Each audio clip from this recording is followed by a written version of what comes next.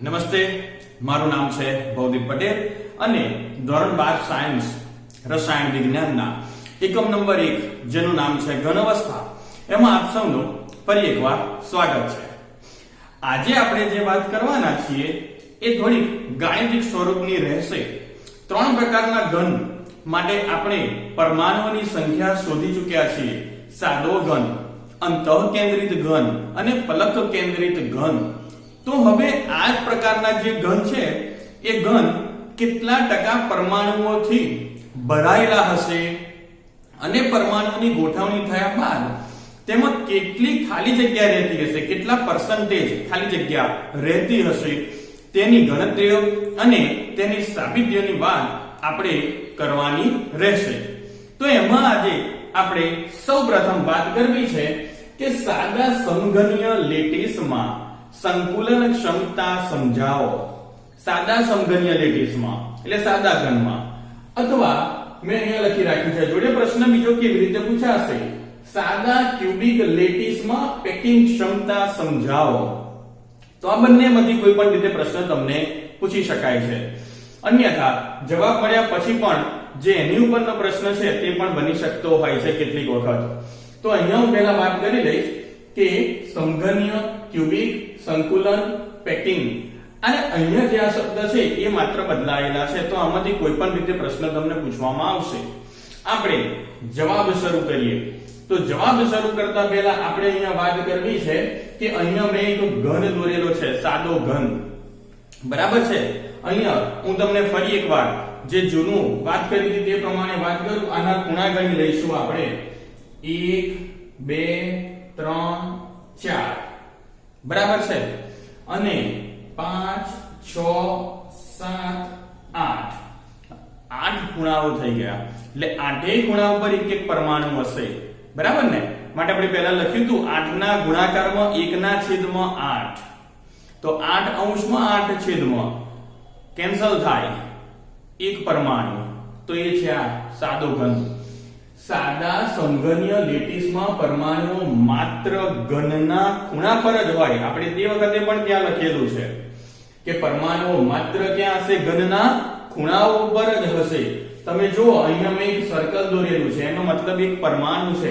અહીંયા બીજું સર્કલ બતાવેલું છે, એનો મતલબ એ પણ એક પરમાણુ છે। એક પરમાણુ અહીંયા આવી જશે, એક પરમાણુ અહીંયા આવી જશે, 4 પરમાણુ, 5 6 7 8, આવી રીતે 8 પરમાણુ 8 ખૂણા ઉપર હોય સાદા ઘનમાં। આપણે ગણતરીમાં 2 પરમાણુનું જ કામ છે એટલે મેં એ જ દોર્યા છે, તમે પણ એ દોરી શકો છો। તો આ કણો એકબીજાને ધાર પર સ્પર્શે છે। આ કણો એકબીજાને ક્યાં સ્પર્શે છે? ધાર ઉપર। એટલે એનો મતલબ કે આ એક ધાર કહેવાય, આ પણ ધાર કહેવાશે, આ પણ, અહીંયા પણ। એટલે આ રીતે કોઈ પણ જગ્યાએ તમે જશો તો આ બધી જ શું ગણાય? ઘનની ધાર ગણાય, ધાર। તો અહીંયા આ એક પરમાણુ છે, આ બીજો એક પરમાણુ છે, તમે જોતા હશો કે બરાબર મધ્યમાં આ જગ્યા પર બંને પરમાણુ એકબીજાને સ્પર્શી રહ્યા છે। તો એ અહીંયા લખ્યું છે, વધારે કંઈ લખ્યું નથી। જે જાણીએ છે જૂના વિડિયો પ્રમાણે એ લખ્યું છે। સાદા ઘનમાં પરમાણુઓ માત્ર ખૂણા ઉપર જ હોય છે અને ધાર પર એકબીજાને સ્પર્શે છે। આ પહેલો પોઈન્ટ મેં લખ્યો છે નંબર 1। નંબર 2 કે સાદા ઘનમાં ધારની લંબાઈ, કોઈ પણ ધારની લંબાઈ, નાનો એ લખવાનો।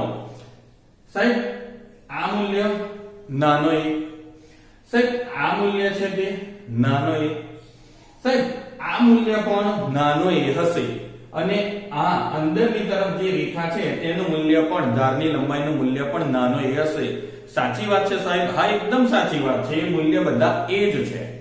એટલે અહીંયા લખ્યું છે કે ધારની લંબાઈ a અને ત્રિજ્યા r વચ્ચેનો સંબંધ।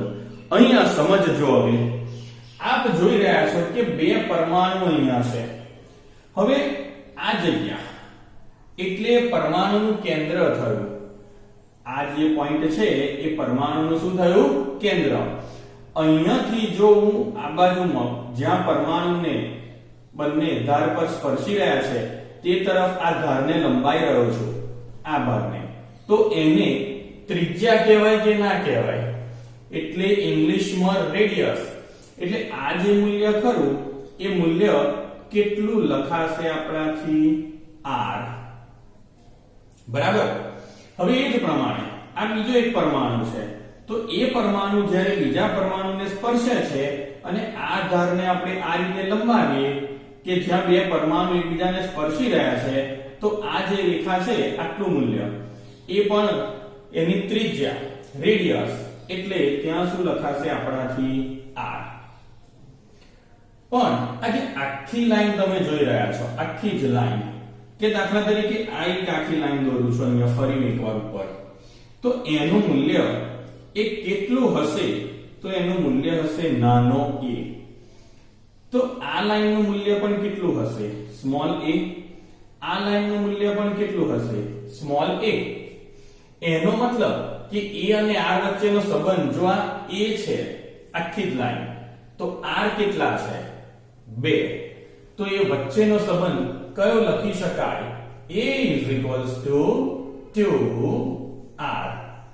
a is equals to 2r.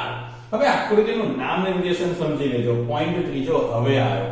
પહેલો પોઈન્ટ, બીજો પોઈન્ટ, હવે ત્રીજા પોઈન્ટમાં હું આકૃતિ દોરી રહ્યો છું. સૌથી બહારના બે પરમાણુ એકબીજાને સ્પર્શે છે તેની પર ધ્યાન રાખજો. એમાં જમણા હાથ તરફનો પરમાણુ, આની વાત કરું છું, આ ખૂણાને અહીંયા, બરાબર. તો આને આપણે નામ આપીશું કેપિટલ A. એનાથી ઉપરની તરફ જતા રહો આ ખૂણા ઉપર, એને આપણે નામ આપીશું કેપિટલ B એટલે AB. આ લાઈન, આ A, આ B, બરાબર નીચે અહીંયા આવી જાઉં છું, તો આ જગ્યાને હું લખું છું C, કેપિટલ C. એનાથી બહારની તરફ આપણે આવી જઈએ છીએ, તો અહીંયા હું લખી દઉં છું D. A B C D. આ સમજવામાં કોઈને તકલીફ? A B C D દરેક ઘનમાં આ જ રીતે લખીશું. હવે A B C D, D ની બરાબર સામે આવી જાઓ આ જગ્યાએ, તો અહીંયા આપણે લખીશું E. E થી અંદર જતા રહીએ આ પોઈન્ટ ઉપર, E થી અંદર આ જે પોઈન્ટ છે એને આપણે લખવાના છીએ F. A B C D E F.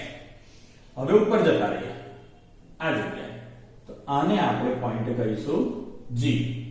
એટલે અહીંયા ગયા આપણે આ રીતે ઉપરની તરફ. હવે આગળની તરફ આવી જઈશું, આ જે પરમાણુ દોર બતાવ્યો છે ત્યાં, આને આ ખૂણા, અને આપણે કહી દઈશું H. એટલે નામ થઈ ગયા A B C D E F G H. આકૃતિ અહીંયા પૂર્ણ થાય છે. તો આ વાત થઈ આકૃતિની. હવે વાત કરવી છે અહીંયા કે સમઘનમાં એકમ કોષનું કદ. જો મેં પોઈન્ટ 4 લખી રાખ્યો છે, સમઘનના એકમ કોષનું કદ, તો આપણે ધારની લંબાઈ a નો શું કરવો પડશે? ઘન કરવો પડશે. અહીંયા આપણે વાત કરી ચૂક્યા છીએ લંબાઈ ગુણ્યા પહોળાઈ ગુણ્યા ઊંચાઈ. તો અહીંયા આપણે શું લખીશું કે a નો શું કરવો પડે? ઘન. a નો ઘન કરીએ, પણ a નું મૂલ્ય કેટલું છે? 2r. તો a નો ઘન કરવાનો એટલે 2r. એનો પણ શું કરવો પડશે? ઘન. એનું સાદું રૂપ સીધું જ આપી દેવાનું છે. 2 નો ઘન કરી દો. 2 નો ઘન તમે કહેશો 8, અને r નો ઘન કરી દો, r નો ક્યુબ, 8r ક્યુબ. તો અહીંયા a બરાબર 2r અને a ક્યુબ બરાબર 8r ક્યુબ. એ થશે એકમ કોષનું કદ 8r ક્યુબ. પોઈન્ટ 5, સાદા ઘનમાં આપણે હમણાં જ વાત કરી. આપણે એવું કહ્યું કે 8 ખૂણા હોય અને 8 ખૂણા પર એક એક પરમાણુ હોય, તો 8 ના ગુણાકારમાં 1 ના છેદમાં 8. એ વિડિયો હજી ના જોયો તો ફરી તમે જોઈ લેજો. તો 8 અંશ છેદમાં કેન્સલ થાય છે એટલે 1 રહે છે. તો સાદા ઘનમાં પરમાણુની સંખ્યા કેટલી હોય? 1 જ હોય. અને એ જે એક પરમાણુ અવકાશમાં જે કદ રોકે છે તે કેટલું હશે? 10મા ધોરણમાં આપણે આ અવકાશમાં રોકાયેલા પરમાણુના કદનું સૂત્ર જાણીને આયા છીએ. કેટલું છે મૂલ્ય? મૂલ્ય થશે 4/3, યાદ આવી ગયું? pi r cube. 4/3 pi r cube. તો એ આ મૂલ્ય થઈ ગયું. હવે આપણે અંતિમ સ્ટેપ તરફ જઈ રહ્યા છીએ, કારણ કે આના પછી બધી ગાણિતિક સાબિતીઓ આવવાની છે. એટલે આ થિયરી તમે તૈયાર કરી જ લેશો આજે માટે જ. અહીંયા હું વાત કરું છું સૂત્ર મૂકવાની. સંકુલન ક્ષમતાનું સૂત્ર પોઈન્ટ નંબર લખ્યો છે 6. સંકુલન ક્ષમતા બરાબર એક પરમાણુનું કદ ના છેદમાં સમઘનના એકમ કોષનું કદ ગુણાકારમાં 100%, 100%. હવે એના મૂલ્ય આપણે ક્રમશઃ મૂકીએ અહીંયા. તો એ મૂલ્ય જો આપણે મૂકવા હશે અહીંયા, તો અહીંયા હું લખી રહ્યો છું એક પરમાણુનું કદ. તો આ જે એક પરમાણુ કહ્યું આપણે, એને કદ કેટલું રોક્યું છે? એક પરમાણુનું કદ. ફરી જોઈ લેજો, એક પરમાણુનું કદ બરાબર છે ને? એક પરમાણુનું કદ. ક્લિયર? કશું મૂકવાની જરૂર નથી. 4/3 પાઈ r ક્યુબ. તો એને હું અહીંયા આ રીતે લખી દઉં છું, 4/3 પાઈ r ક્યુબ. આ લખાઈ ગયું. હવે સમઘનના એકમ કોષનું કદ તો છેદમાં છે, તો આ છેદ થઈ ગયો છે અહીંયા. હવે ચોપડીની અંદર એવું આપ્યું છે કે અહીંયા એક લીટી દોર્યા પછી મૂલ્ય મૂકીને આપ્યું છે, પણ એક્ચ્યુઅલી 3 એ 4 ના છેદમાં જ જવાનો છે, કારણ કે સૂત્ર એવું છે. તો આપણે આની છેદની જગ્યાએ હવે અહીંયા જોડે જ લખી દઈએ આપણે 3 ના ગુણાકારમાં જ કે સમઘનના એકમ કોષનું કદ. સમઘનના એકમ કોષનું કદ જો અહીંયા લખેલું છે, આ સમઘનના એકમ કોષનું મૂલ્ય બરાબર છે. આ જે બે મૂલ્ય છે ત્યાં એ કેટલું છે? 8r cube. એટલે અહીંયા તમે કેટલા લખાવશો? 8r cube. ગુણાકાર કેટલા સાથે કરવાનો છે? આપણે 100% સાથે કરી નાખીએ અહીંયા ગુણાકાર. હવે સાદુરૂપ આપવાનો સમય આવી ગયો. જેટલું અંશ છેદમાં સમાન હશે, જેટલું કેન્સલ થતું હશે એ આપણે પહેલા કરી લઈશું. તો અહીંયા તમે તરત જ કહેશો સર r ક્યુબ અને r ક્યુબ. અહીંયા 4 નો ગુણાકાર કેટલાથી કરીશું? તો 8 થઈ જશે. 2 થી 4 દુ 8. અંશમાં માત્ર કોણ રહ્યા? પાઈ રહ્યા. પાઈનું મૂલ્ય હું અહીંયા એવું કરી દઉં તમને કે પાઈનું મૂલ્ય હું મૂકીને આપી દઉં. પાઈ હું મૂકું છું 3.1415. પોઈન્ટ પછી 4 આંકડા લખ્યા છે, 3.1415. અને છેદમાં અહીંયા 3 દો આપણે કરી દઈશું 6. અહીંયા ગુણાકારમાં આપણે મૂકી દઈએ છીએ 100%, જે પહેલેથી આપણે લખતા આવ્યા છીએ. તો હવે 3.1415 નો ગુણાકાર 100 જોડે કરી દો. એટલે તમને કેટલું મૂલ્ય મળશે? અહીંયા તમને અહીંયા મૂલ્ય મળશે 314.15. કેટલું મૂલ્ય મળશે? 314.15. અને ભાગાકારમાં રહેશે 6. તો એનું સાદુરૂપ આપણે લખીએ અહીંયા કે એના બરાબરમાં મને અહીંયા શું મળશે? 314.15 બરાબર ને? અને છેદમાં હું અહીંયા લખી દઉં છું 6. હવે જો એનું આપણે સાદુરૂપ અહીંયા આપી દઈશું તો આપણને અહીંયા જવાબ મળશે 52.36%. કેટલો જવાબ મળશે? 52.36%. આપણે શું શોધી લાવ્યા? સંકુલન ક્ષમતા. તો અહીંયા હું લખી શકું પેકિંગ ક્ષમતા અથવા તો સંકુલન ક્ષમતા. હું ટૂંકમાં લખી દઉં છું. આને કહેવાશે સંકુલન ક્ષમતા અથવા એને કહેવાશે પેકિંગ ક્ષમતા. જે કેવું હોય એ એને કહી શકાશે આપણાથી. અને એને હું અહીંયા બોક્સમાં મૂકી દઉં છું. બરાબર છે? તો આ કર્યા પછી અહીંયા આ તમને પૂછાશે 1 માર્ક MCQ માં કે સાદા ઘનમાં સંકુલન ક્ષમતાનું મૂલ્ય ખાલી જગ્યા હોય. બની શકે તમને 52.36 ઓપ્શન આપે. બની શકે કે અહીંયા હતું આપણી પાસે એક મૂલ્ય પાઈના છેદમાં 6, એટલે π/6 * 100%. આ પણ તમને આપી શકે છે. આમાંથી કોઈ પણ પ્રકારનો ત્યાં પ્રશ્ન પૂછાય કે ભાઈ આ સંબંધ કયો હશે, આ મૂલ્ય કયું હશે, આ જવાબ કયો હશે, આ બધા 1 માર્કના MCQ માં જાય. હજી એક સ્ટેપ આગળ વધ્યા MCQ માં ત્યાં સામે કે આ તો સંકુલન ક્ષમતા થઈ, પેકિંગ ક્ષમતા થઈ. મેં તમને શરૂઆતમાં કહ્યું કે ઘનમાં પરમાણુઓ ગોઠવાયેલા હોય, એકબીજાને સ્પર્શેલા હોય, પણ એટલા બધા પણ સ્પર્શેલા નથી હોતા કે વચ્ચે કોઈ ખાલી જગ્યા ના હોય. આપણે એનો વિડિયો પણ આગળ જોયેલો જ છે. લગભગ એ હશે કદાચ વિડિયો નંબર 6 કે 7, જેમાં આપણે દરેક પ્રકારના ઘનની રચનાઓ ભણેલા છીએ. એક 3D વિડિયો છે તે, બરાબર ને? તો એ વિડિયો ખાસ ફરી એકવાર જોઈ લેજો. હવે અહીંયા હું વાત એવી કરું છું કે મારે આ સાદા ઘનમાં ખાલી જગ્યા શોધવી છે. એટલે હું અહીંયા લખું છું કે ખાલી જગ્યાનું મૂલ્ય એટલે કે ખાલી જગ્યા બરાબર કેટલા ટકા કુલ હશે? 100. અને સંકુલન ક્ષમતા પેકિંગ ક્ષમતા કેટલા ટકા આપવામાં આવી છે 52.36%. તો જો હું આ બેની બાદબાકી કરી નાખું તો મને જવાબ કેટલો મળે છે? મને જવાબ મળે છે 47.64%. કેટલો જવાબ મળે છે? 47.64%. આને હું કહીશ ખાલી જગ્યા. આને આપણે શું કહીશું? ખાલી જગ્યા. તો તમને એવું પણ પૂછવામાં આવે કે સાદા ઘનમાં ખાલી જગ્યાનું મૂલ્ય ખાલી જગ્યાનું મૂલ્ય ખાલી જગ્યા હોય છે. ખાલી જગ્યાનું મૂલ્ય ખાલી જગ્યા એટલે ઘન કેટલો ખાલી હોય છે? તો 47.64% ઘન ખાલી હશે. સાદો ઘન તો 1 2 π/6 * 100 3 અવકાશનું કદ 4 અહીંયા ઘન 5 આ સંબંધ 6 આ 6 એક પ્રકારના MCQ પરીક્ષાની અંદર પૂછાઈ શકે. હવે આ વાત કરી આપણે સંકુલન ક્ષમતાની. આગળ મારે વાત કરવી છે કોયડા 1.5 ની. કોયડાનો પ્રશ્ન આ રીતનો છે કે સિલ્વર એ CCP લેટિસ રચે છે, ક્યુબિક ક્લોઝ પેકિંગ CCP રચના રચે છે. તો એ CCP છે તો એના પરમાણુ કેટલા હશે? આપણે વાત કરી છે સાદો ઘન હોય તો 1, અંતઃકેન્દ્રિત હોય તો 2 અને એ ફલક પર જતો રહેશે HCP CCP જતો રહેશે તો પરમાણુની સંખ્યા Z બરાબર 4 1 2 4 4 2 1 યાદ રાખી શકો છો.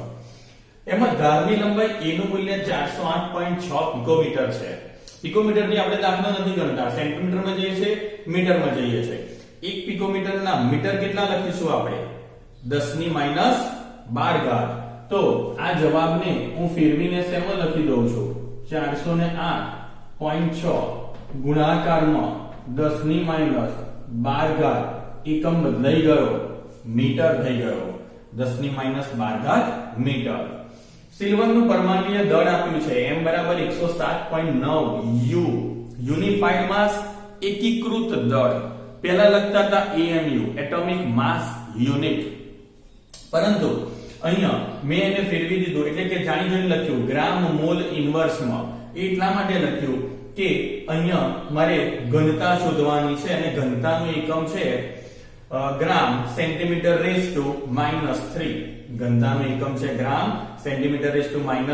11મા ધોરણમાં આપણે એની સાબિતી મેળવી લીધેલી છે એકમ નંબર 1 માં જ.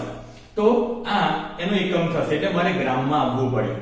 પરંતુ અહીંયા હું એક વાત કરીશ કે આ ગ્રામને હજી હું કિલોગ્રામમાં ફેરવીશ, કારણ કે એવું બની શકે છે કે જો ગ્રામમાં ન ફેરવું તો પણ જવાબ આવશે અને ફેરવીશ તો પણ ચોપડી પ્રમાણે તમે દાખલો ગણશો એટલે અહીંયા તમે શું લખશો? અહીંયા તમે લખી દેશો 107.9 અને ગુણાકારમાં 10⁻3 અહીંયા એકમ થઈ જશે કિલોગ્રામ અને એઝ ઇટ ઇઝ રહેશે મોલ ઇન્વર્સ. ત્યાં કોઈ ચેન્જ નથી કેમ કે આપણે ગ્રામને કિલોગ્રામમાં ફેરવેલા છે એટલે 10⁻3. અહીંયા ઘનતા D બરાબર કેટલા? અને આ Na છે 6.022 ગુણાકારમાં 10⁻23. હવે જો આપણે અહીંયા સિલ્વરનું મૂલ્ય પરીક્ષામાં ન આપેલું હોય તો યાદ રાખવું સરળ છે. ઇમરજન્સી નંબર સિલ્વરની સંજ્ઞા Ag, capital A small g, right? તો સિલ્વરનું પરમાણ્વીય દળ ઇમરજન્સી નંબર કેટલો છે? 108. તો એ થશે 108. હવે આ સૂત્ર તો આપણે સાબિત કરી ચૂકેલા છીએ કે D બરાબર Zm ના છેદમાં 1 ક્યુબ ના ગુણાકારમાં Na. તો હવે અહીંયા ક્રમશઃ ઉપરથી મૂલ્ય મૂકતા જઈએ. બોલો Z નું મૂલ્ય કેટલું મૂકીશું? 4. M નું મૂલ્ય કેટલું મૂકી દઈશું? 107.9 10⁻3. A ક્યુબ એટલે આનો ઘન કરીશું, Na એટલે આ મૂલ્ય મૂકીશું અને હવે આગળ તમારે એનો સાદુરૂપ આપવાનું રહેશે. તમારો જવાબ આ રીતના મૂલ્ય મૂકતા ચોપડી પ્રમાણે આવશે. પરંતુ જો આ જવાબ મેળવવામાં કોઈ મુશ્કેલી પડે તમને તો તમે ચોક્કસથી સંપર્ક કરશો. અને હવે આપ આ ચેનલને સબસ્ક્રાઇબ પણ કરી ચૂક્યા હશો, વિડિયો પણ જોતા હશો તો લાઈક આપવાનું નહીં ભૂલતા. Thank you.